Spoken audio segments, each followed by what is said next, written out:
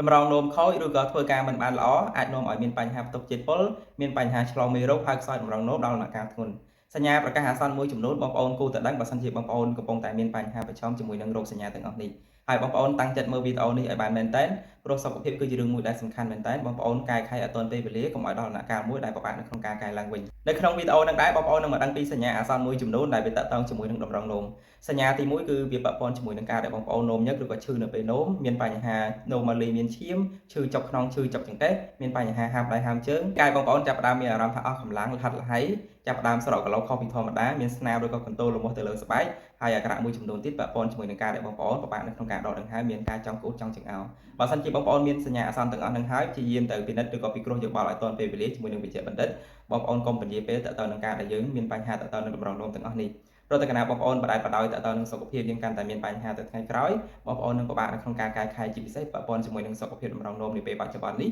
មានមនុស្សជាច្រើនដែលកំពុងតែរងផលក៏ដូចជាមានបញ្ហាប្រឈមជាមួយនឹងបញ្ហាទាំងអស់ហ្នឹងបើសិនជាបងប្អូនទាំងអស់គ្នាកំពុងតែមើលវីដេអូនេះមានចម្ងល់ឬក៏មានមន្ទិលសង្ស័យថាខ្លួនឯងកំពុងតែមានសញ្ញាអាសន្នទាំងប្រមាណចំណុចខាងលើហ្នឹងបងប្អូនអាច comment នៅក្នុងវីដេអូហ្នឹងម្នាក់មួយបានហើយបើសិនជាបងប្អូនចង់តេស្តឬក៏ចង់ឆែកសុខភាពកន្លែងដែលច្បាស់ហ្នឹងក៏អាចប្រឹក្សាយោបល់នៅក្នុងវីដេអូហ្នឹងបានដូចគ្នា